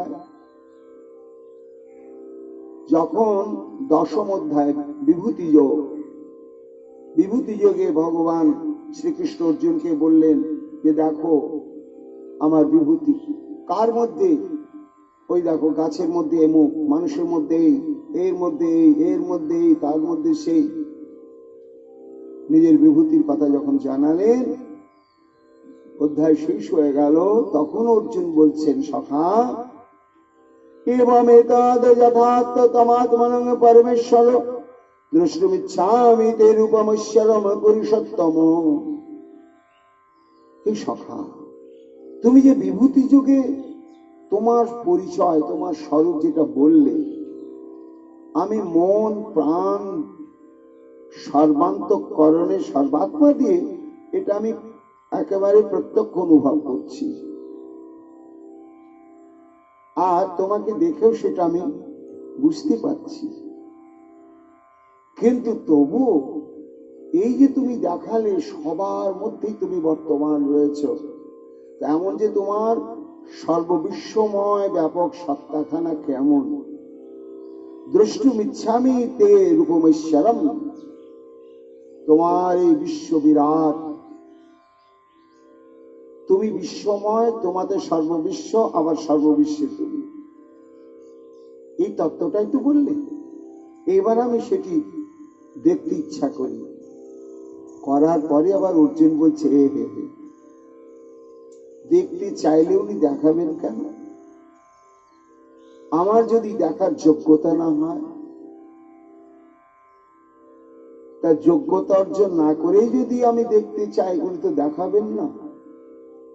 তাই আবার বললেন সখা মন্যসে যদি তৎসখ্যং মায়া দ্রষ্টুমিতি প্রভো যোগেশ্বর ততমে ত্বং দশাত্মনম অবত্যয়ম।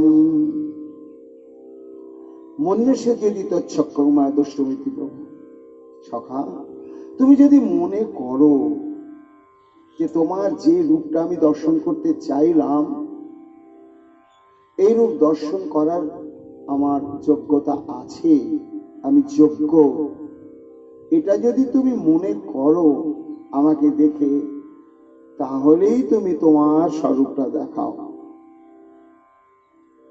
তখন শ্রীকৃষ্ণ কি করলেন? যোগ্যতা তো লাভ হয়েছে,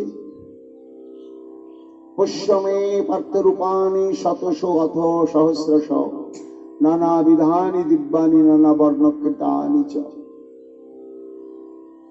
তখন তাকে দর্শন যোগ্য দৃষ্টি প্রদান করলেন কৃপা করে, করে বলেন এই দেখো আমার স্বরূপ। তখন বিশ্বরূপ দর্শন করালেন অর্জুনকে। তো তার আগে তো অর্জুন কৃষ্ণের সঙ্গেই থাকছে, ভোজন শয়ন সবকিছু একসঙ্গে হচ্ছে, কিন্তু ইনি যে সর্ববিশ্বের আধার, এর মধ্যেই সমস্ত বিশ্ব, আবার বিশ্বের মধ্যে ইনি, এটি যখন বিশ্বরূপ দর্শন করালেন নিজ গুণে কৃপা করে, তখনই অর্জুন সেটি অনুভব করলেন। বৃন্দাবন দাস বলছেন, তা মহাপ্রভু যতক্ষণ পর্যন্ত নিজের স্বরূপ এমনি করে কাউকে কৃপা করে অনুভব না করাবেন তো কি করে করা যাবে? শুধু গীতায় নয়, সেই রূপ দর্শন করার পরে ভগবান শ্রীকৃষ্ণ কি বললেন, অর্জুন ওই যে তুমি বলেছিলে যে আমি যদি যোগ্য তবে তুমি দেখিও, তুমি যোগ্য বলি তোমাকে দেখালাম। আর এই যোগ্যতা অর্জন করতে হয়। কোন যোগ্যতা আমাকে দেখা যায়? না বেদৈর ন তপসা ন দানে ন চচ্চেজ্জয়া সক্য এবং বিধ দ্রষ্টু দৃষ্টবানুষি মাং যথা। নিরন্তর বেদ অধ্যয়নের দ্বারা, চান্দ্রানাদি কঠোর তপস্যার দ্বারা, গাভী সুবর্ণ ইত্যাদি শ্রেষ্ঠ দানের দ্বারা, বিশাল আড়ম্বরে পূজার দ্বারা আমার এই রূপ দর্শন করার সৌভাগ্য হয় না। কিসে হয় সখা? ভক্তিয়া তনন্যয়া শক্য অহম এবং বিদয় অর্জুন গাতং দ্রষ্টুম চ তত্ত্বেন প্রবিষ্টুম চ পরম তপ। একমাত্র অনন্য ভক্তি। হরি বল হরি বল। অনন্য ভক্তি, এটা বোঝানো যাবে না। এর একটাই দৃষ্টান্ত আমাদের ঠাকুর মশাই দিয়েছেন, যে সতীর মতি যেমন পতিতে নিবিষ্ট থাকে, চন্দ্রের প্রতি চকরের চিত্ত যেমন নিবিষ্ট থাকে, ফুলের প্রতি ভ্রমরের যেমন চিত্ত নিকৃষ্ট থাকে, মেঘের প্রতি চাতকের যেমন চিত্ত নিবিষ্ট থাকে, শ্রী ভগবানের প্রতি সর্বক্ষণ সর্বত এই যে চিত্ত নিবিষ্ট অবস্থা, এটার নামই ভক্তি। এটার নামই ভক্তি।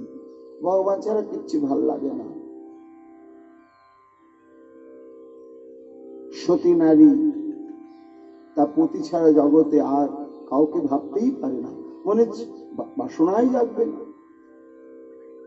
চাতক কত নদী নালা খাল বিল জল ধৈ ধৈ করছে, কিন্তু বৃষ্টির জল ছাড়া সে এক ফোঁটা জল পান করবে না। এরই নাম হচ্ছে অনন্য ভক্তি। এই ভক্তি যখন গুরু বৈষ্ণবের কৃপায় কোনো ভাগ্যবান ভাগ্যবতী লাভ করতে পারেন, হে অর্জুন, তখনই আমি তাকে দর্শন দেওয়ার মতো যোগ্য মনে করি। আবার গৌরাঙ্গ লীলাতেও তো তিনি এমনি করে নিজের পর্দাটা সরিয়ে সরিয়ে নিজের স্বরূপটা দেখালেন। এটাও কৃপা। কোথায় না আমরা মহাপ্রভু বাল্যলীলাতে পেয়েছি তথ্যিক বিপ্র। সে তীর্থে তীর্থে ঘুরে বেড়ায়, বালগোপাল মন্ত্রে দীক্ষিত, আর নিজের হাতে রন্ধন করে ভোগ লাগিয়ে প্রসাদ পায়। শচী জগন্নাথ মিশ্রের ঘরে অতিথি, ভোগ লাগাচ্ছেন আর নিমাইকে উচ্ছিষ্ট করে দিচ্ছে। একবার দুবার, তৃতীয়বারে যখন ধরা পড়ে গেলেন, মহাপ্রভু চিৎকার করছে বলে কেউ আসবে না। কেন আসবে না? না, মহাপ্রভু যোগমায়ার দ্বারা সবাইকে নিদ্রিত করে রেখে দিয়েছেন। চিৎকার করে করে তুমি গলা ফাটিয়ে দাও, কেউ আসবে না। ব্রাহ্মণ, তুমি মোর মন্ত্র জপি, তুমি করো মোর ধ্যান, রহিতে না পারি আমি আসি তোমার স্থান, আর তুমি আমাকে এরকম বিতাড়িত করছো, কে তুমি? এই যে তখনই কৃপা হয়ে গেল। কৃপা করে তার স্বরূপটা দেখালেন। বালক কিন্তু নিমু, দিগম্বর, ল্যাংটো, কিন্তু কি স্বরূপ দেখালেন? সেই ক্ষণে দেখে বিপ্র অতি অপরূপ, শঙ্খ চক্র গদা পদ্ম চতুর্ভুজ অষ্টভুজ রূপ। অষ্টভুজ রূপ দেখলেন, আটটা হাত। আটটা হাতে কি কি দেখলেন? না, চারটি হাতে শঙ্খ চক্র গদা পদ্ম, অর্থাৎ এই তত্ত্বিক বিপ্র ছিলেন ঐশ্বর্য জ্ঞান মিশ্রা ভক্তি। ভগবানকে তিনি ভগবানই ভাবতেন, আবার পুত্র রূপে আরাধনা করতেন। তাই আমি যে ভগবান ঐশ্বর্যাত্মক এই জ্ঞান, সেটি প্রমাণ করবার জন্য শঙ্খচক্র গদা পদ্ম। আবার যে বালগোপাল, একই হস্তে নবনীত আর হস্তে খায়, আর দুই হস্তে প্রভু মুরলী বাজায়। কৃপা করে তত্ত্বিক বিপ্রকে এই স্বরূপটা দেখালেন। দেখে বললেন, তুমি বর চাও? প্রভু, বর আর কি চাইব, আমার তীর্থ পর্যটন সমাপ্ত, তুমি আমায় একটু এই বর দাও, জানো আমি যতদিন এই দেহে থাকবো নবদ্বীপে যেন থেকে তোমার প্রাণ ভরে লীলা সাধন করতে পারি। মহাপ্রভু তো ছোট্ট বালগোপাল মূর্তি, বললেন, শোনো, তাই হবে, কিন্তু সত্য এই যে তুমি আমার যে রূপ দেখলে, এই কথা যেদিন তুমি দ্বিতীয় কার কাছে প্রকাশ করবে, সেদিনই তোমার মৃত্যু হবে। ওই ভয় ঢুকিয়ে দিলেন। ব্রাহ্মণ আর কারো কাছে প্রকাশও করতে পারলেন না। অনুভবানন্দে পাগলের মতন যতদিন প্রকট থাকলেন, ওই আনন্দ সমুদ্রেই ডুবে থাকলেন।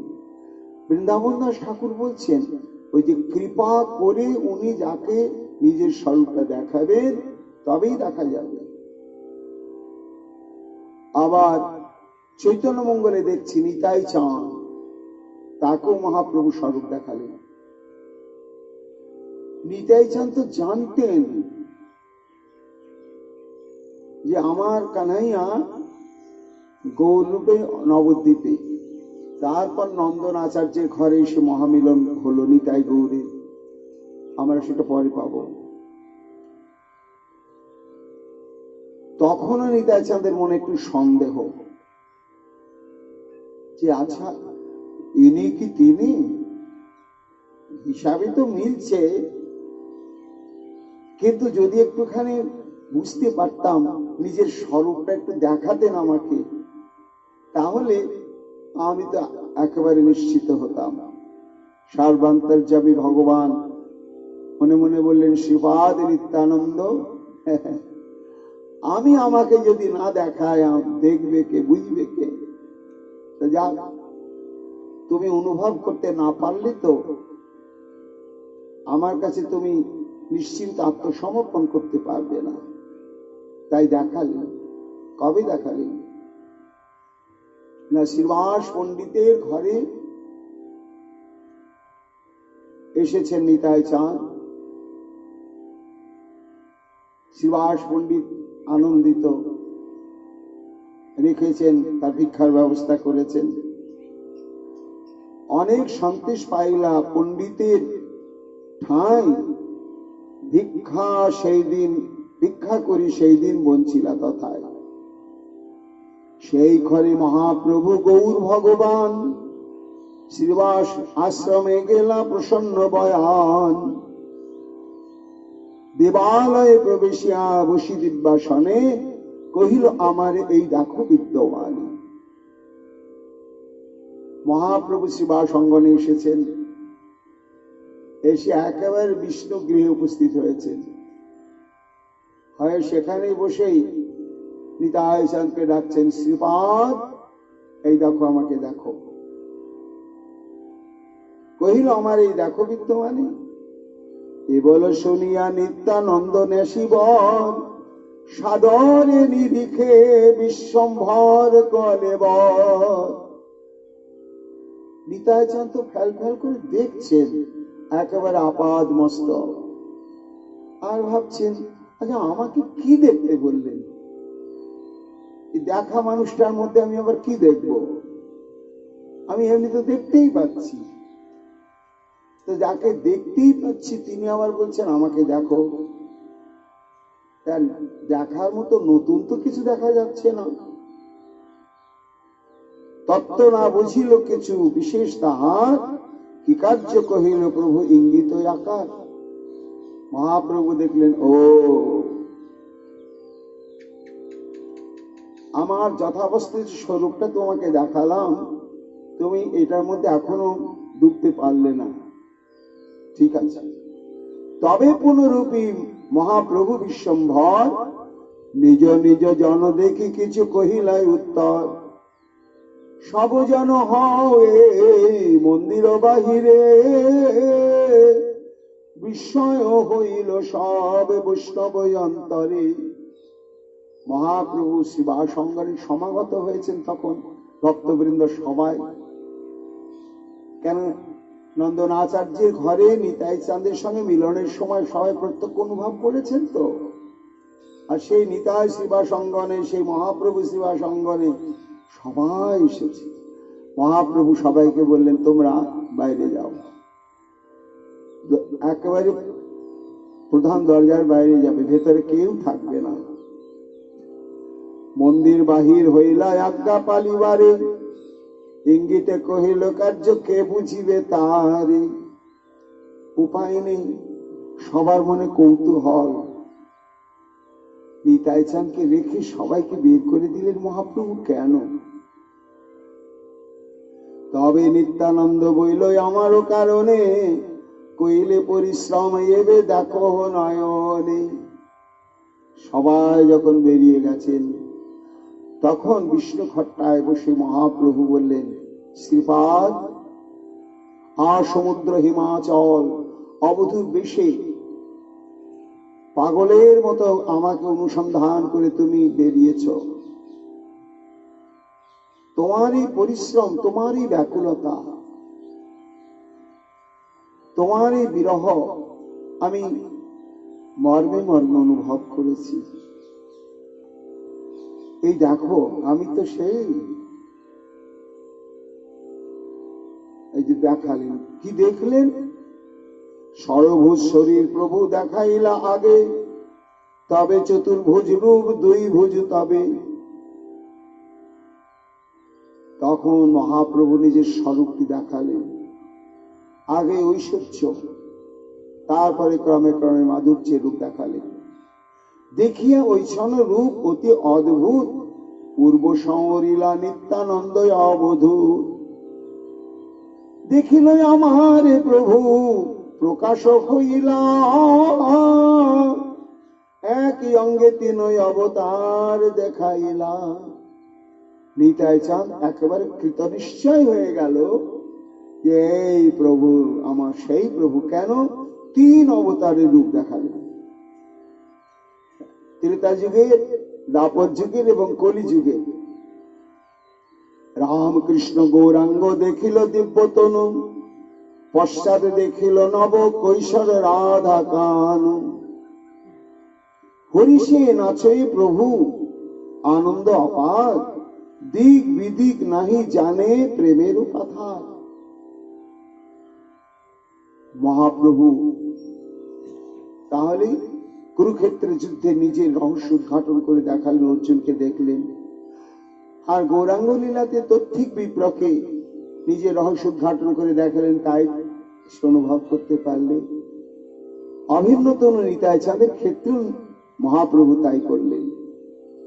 আবার সার্বভৌম ভট্টাচার্য তাকে তো সাধারণ একটা ব্রাহ্মণের ছেলে এটাই ভেবেছিলেন। 24 বছর বয়সে সন্ন্যাসী হয়েছ, এই সন্ন্যাসীর মর্যাদা তুমি রাখতে পারবে না। কিন্তু শেষে কি হলো? আত্মারাম শ্লোক বিচার একেবারে শেষ করে দিল সার্বভৌমাচার্যের কাছে। কাকে আমি উপদেশ দিচ্ছিলাম, কার সঙ্গে তর্কে লিপ্ত হয়েছিলাম, আত্মনিন্দা করি রইল প্রভুর শরণ, কৃপা করিবারে তবে প্রভুর হইল মন। বলে সার্বভৌম এইবার বলেছে, কিন্তু আমার স্বরূপটা যতক্ষণ ওকে সরাসরি না দেখাবো ততক্ষণ এর হৃদয়ের বিশ্বাসটা বদ্ধমূল হবে না। তাই কৃপা করিবারে তবে প্রভুর হইল মন। দেখাইল আগে তারে চতুর্ভুজ রূপ, পাছে শ্যামে বংশী মুখ স্বকীয় স্বরূপ। সার্বভৌমাচার্যকে ষড়ভুজ রূপ মহাপ্রভু নিজ গুণে কৃপা করে দেখালেন। তবেই সার্বভৌম পণ্ডিত মহাপ্রভুকে অনুভব করতে পারলেন। বৃন্দাবন দাস সেই কথাই বলছেন যে আজকে মহাপ্রভুকে দেখে নিজে নিজের বুদ্ধিবৃত্তির দ্বারা কে চিনতে পারবে, তেমনি রামানন্দকেও স্বরূপ উদ্ঘাটন করে দেখালেন মহাপ্রভু। রামানন্দকে গুরু করেছেন, শিক্ষা গুরু, তুমি আমার শিক্ষা গুরু, আমাকে সাধ্য সাধন তত্ত্ব শিক্ষা দাও। ভালোই তো। শেষে কি হলো? ধরা পড়তেই হলো। পহিলে দেখিল তোমার সন্ন্যাসী স্বরূপ, এবে যে দেখি তোমার শ্যাম গোপরূপ। একটা সংশয় হচ্ছে প্রভু তোমার সঙ্গে কথা বলতে বলতে, তুমি আসলে একটা মানুষ না গো, দুটো মানুষ। এই রে ধরা পড়ে গেলাম নাকি? কি বলছে তুমি? হ্যাঁ, তোমাকে আমি ভেবেছিলাম উজ্জ্বল গৌরবর্ণ একটা সন্ন্যাসী বটে, কিন্তু এখন দেখছি না, তুমি সে বৃন্দাবনের কালিয়াচাঁদ। ভাবে গৌর হয়েছে কেন? ওই যে তোমার সঙ্গে আর একজনকে দেখছি, তোমার সম্মুখে দেখি কাঞ্চন পঞ্চালিকা, যার গৌর কান্তে তোমার সর্বাঙ্গ ঢাকা। তোমার সঙ্গে আবার একটা সোনার পুতুল আছে, আর সেই পুতুলের স্বর্ণ জ্যোতির দ্বারা তোমার কালো রংটা ঢেকে তুমি গৌর হয়ে আছো। এটা কি রহস্য বলো তো? তুমি আর আমি একা, এখানে কেউ নেই। মহাপ্রভু বলছে তোমার কৃষ্ণ দেখা নয়ন তো, তুমি আমাকে কৃষ্ণ কৃষ্ণ দেখছো, ওটা কিছুই নয়। রায় কহে প্রভু তুমি ছাড়ো ভারী ভুরি, ধরা পড়ে গিয়েছ, আর নয়, মোর আগে নিজ রূপ না করিহ চুরি। রাধিকার ভাব কান্তি করি অঙ্গীকার, নিজ রস আস্বাদিতে তুমি করিয়াছ অবতার। এ জীব উদ্ধারণ তোমার ওটা বাইরের কথা, 3 বাঞ্ছা পূরণই তোমার হচ্ছে অন্তরে মুখ্য উদ্দেশ্য। নিজ গুরু কার্য তোমার প্রেম আস্বাদন, আনুষঙ্গে কইলে প্রেমময় ত্রিভুবন। আপনি আইলে প্রভু আমায় করিতে উদ্ধার, এরে কপট করো তোমার কোন ব্যবহার। তবে হাসি তারে প্রভু দেখাইলা স্বরূপ। বৃন্দাবন দাস বলছেন, এই যে যতক্ষণ না দেখাচ্ছিলেন ততক্ষণ এতটা ধরা পড়েও বা ধরতে পেরেও রামানন্দ রায় মহাপ্রভু স্বরূপটা অনুভব করতে পারছিলেন না। তবে হাসি প্রভু তারি দেখাইলা স্বরূপ, রসরাজ মহাভাব তোহে এক রূপ। এই জন্য যতক্ষণ পর্যন্ত তিনি কৃপা করে কাউকে নিজের স্বরূপটি উদ্ঘাটন করে না দেখাবেন, কে চিনবে? দেহ পুনঃ নিত্য সুপ্রসন্ন সর্বরিতে, তাহান মায়ায় পুনি সব বিমোহিতে। হেনমতে সবারে মহিয়া গৌর চন্দ্র, বিদ্যারসে নবদ্বীপে করে প্রভু রঙ্গ। বৃন্দাবন দাস ঠাকুর বলছেন, এইভাবে মহাপ্রভু যোগমায়ার দ্বারা নিজের স্বরূপকে আবৃত রেখে রহস্যময় পুরুষ রূপে বাইরে তার ওই বিদ্যাবিলাস লীলায় প্রচার করছেন। এবং এই বিদ্যাবিলাস লীলা শেষ অধ্যায়টা কখন আসবে আমরা আগামীকাল তার কিছু অনুভব করতে পারবো মহাপ্রভুর কৃপায়। এখনকার মতো চৈতন্য ভাগবত প্রসঙ্গ আমাদের এখানে বিশ্রাম লাভ করছে। আগামীকাল এই মহাপ্রভুর বিদ্যাবিলাসের সঙ্গে আরো একটি অভিনব লীলা প্রসঙ্গ আমরা আস্বাদন করব মহাপ্রভুর কৃপায়। নিতাই গৌর হরি বল, নিতাই গৌর হরি বল, নিতাই গৌর হরি বল। জয় মহাপ্রভু, জয় মহাপ্রভু। নরহরি প্রাণ গোরা গৌরাঙ্গ হে, গোরা গোরা গোরা গোরা গৌরাঙ্গ হে। গরব করে গাইব মোরা গৌরাঙ্গ হে, আমার তোমার সবার করা গোরা গৌরাঙ্গ হে।